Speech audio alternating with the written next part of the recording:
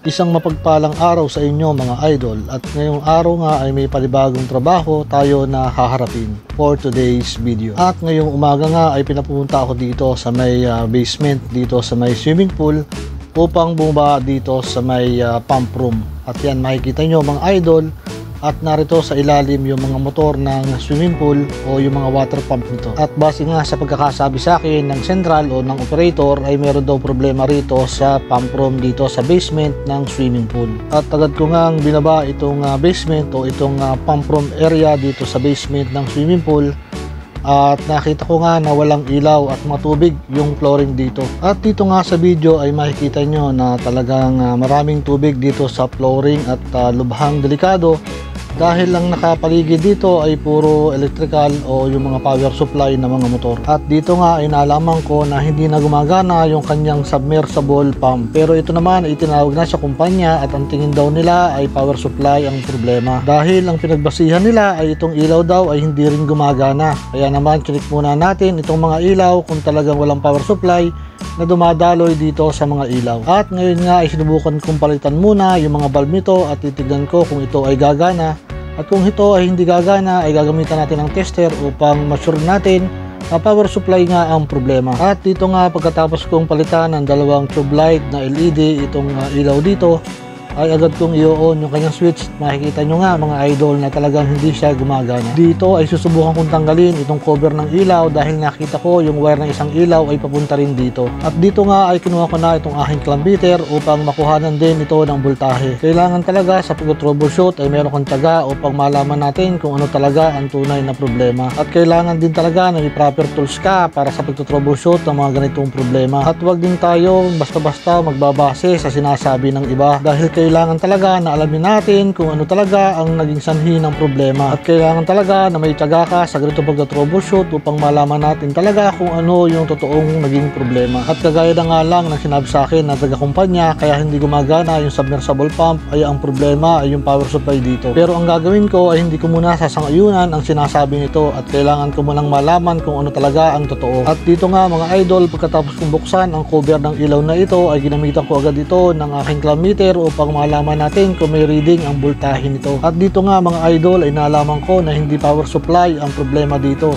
Ang problema dito mga idol ay yung kanilang submersible pump ay hindi na gumagana o nasira na. Kaya naman sinabi ko sa kanila na dalhin na lang sa kanilang kumpanya, kung pwedeng i-repair ay i-repair nila, kung hindi naman ay palitan na lang nila ng bago. At ako naman ay nagpaiwan muna dito upang i-repair itong mga ilaw na hindi gumagana dito at para naman pagbalik nila ay maliwanag na dito. At dito nga habang nire-repair ko ang mga ilaw dito ay nakakaramdam talaga ako na sobrang init ng hulab dito. Bukod sa init ng araw, isama mo pa ang singaw ng init ng mga motor dito. Pero wala naman akong magagawa dahil ito ang trabaho na pinili ko. Bukod sa hilig ko yung ganitong trabaho at nag-e-enjoy naman ako.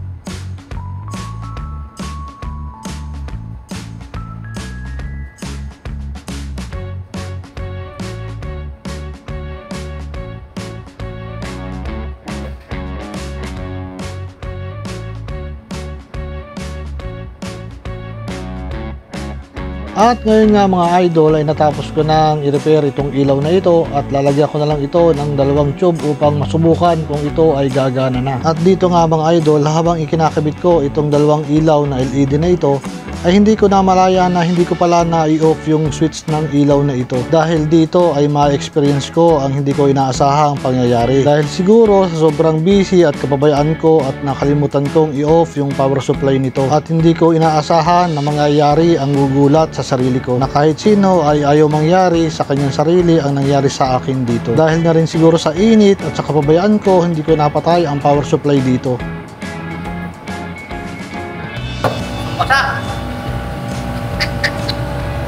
At yan nga ang naging resulta, na kuryente ako. Bukod sa basa yung tinatapakan ko, ay dumikit yung isang wire sa aking braso. Kaya kahit na matagal na ako sa trabahong ito, minsan hindi maiwasan ang ganitong pangyayari. Kaya naman ang lesson learned sa nangyaring ito, kailangan unahin ang safety ng sarili mo. Kailangan kung gagawa kayo ng ganitong trabaho, kailangan unahin nating patayin muna ang power supply nito. At mabuti na lang isang linya lang yung nahawakan ko, tubig pa man din yung tinatapakan ko. At ang problema pa dito ay nag-iisa ako at walang makakita sa akin kung ako ay nadisgrasya dito. At kaya naman ngayon ay natuto na ako at pinatay ko muna yung switch bago ko ikabit yung mga wire ng ilaw nito. At mabuti na nga lang mga idol, mabilis pa yung flexibility ng katawan ko. At agad na nabitawan ko yung wire na ginagawa ko, kung hindi na disgrasya na ako. At ngayon naman ay balik na tayo sa ginagawa ko at ito, at inoon ko na yung power supply ng ilaw na ito at makikita nyo mga idol na gumagana na ulit ito.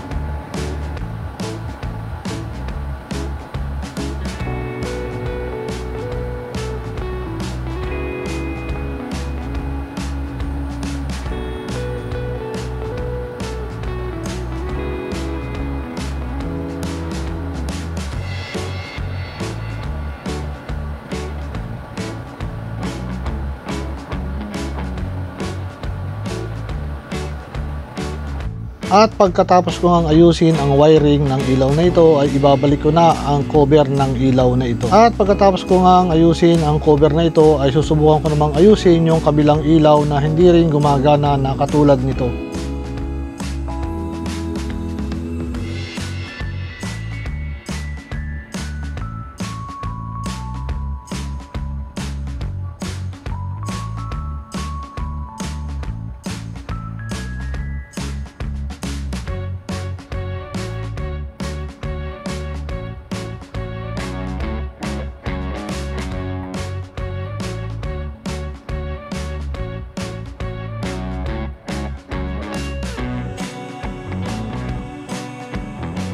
Dito na nga tayo sa kabilang ilaw na ito. Susubukan kong hanapin kung ano talaga ang naging problema nito, kung bakit ito ay hindi na gumagana. At dito nga ay nagtataka na rin ako kung bakit ang ilaw nito ay hindi nag-energize, samantalang ang power source nito ay isa lang ang pinanggalingan, katulad ng ilaw na unang ginawa. Base nga sa pagtester ko, may dumadaloy naman ng kuryente dito, kaya lang ay nawawala-wala ito. At dito nga ay muli kong binalik ang mga ilaw nito at titignan ko kung mag-energize na ito.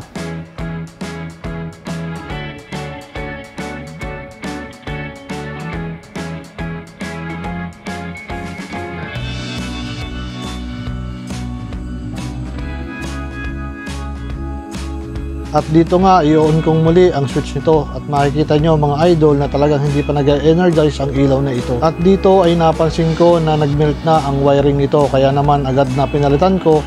Kaya lang hindi ko na naipakita sa bidyong ito. Dahil nga nag-melt na ang wire ng ilaw na ito, kaya naman nag-lose connection ang power supply nito. Kaya naman ngayon ay tetesting na natin at makikita nyo na umiilaw na ulit. At ngayon naman ay ibabalik ko na lang itong cover ng unang ilaw na nirepair ko at ayusin ko na lang yung gamit at upang makaakyat na ako, at sobrang init na talaga dito.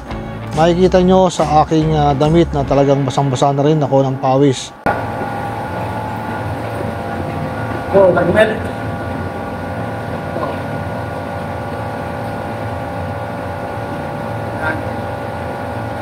Kaya ka lumilinaw.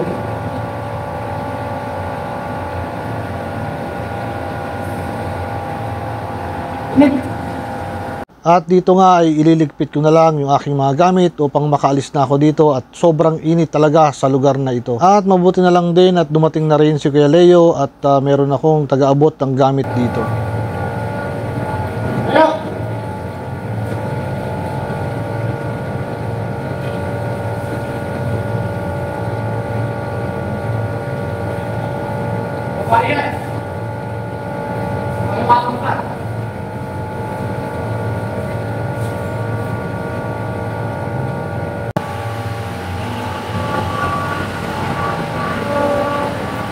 Nasira yung motor ng water pump doon.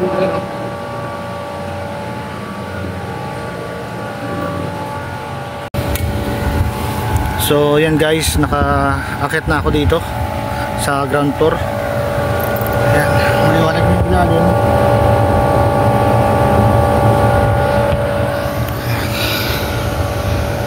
So yung pump lang ang hindi pa nagagawa. At sobrang init talaga sa ilalim. At kaya pa naman natin tiisin, kaya pinilit kong magawa yung ilaw doon dahil mahirap maggawa doon yung mga kumpanya doon sa pagbabalik ng ng water pump na panghigop ng tubig doon sa mga excess na tubig dito sa ilalim. Kaya lumaki yung tubig doon sa ilalim, hindi nahigop yung tubig. So yun lang guys, kita-kita sa next vlog. Peace out. Higit pulo lang yun ako, babalikan ko na lang kahoy. Ano ko na, tinaga ako na kahit mainit.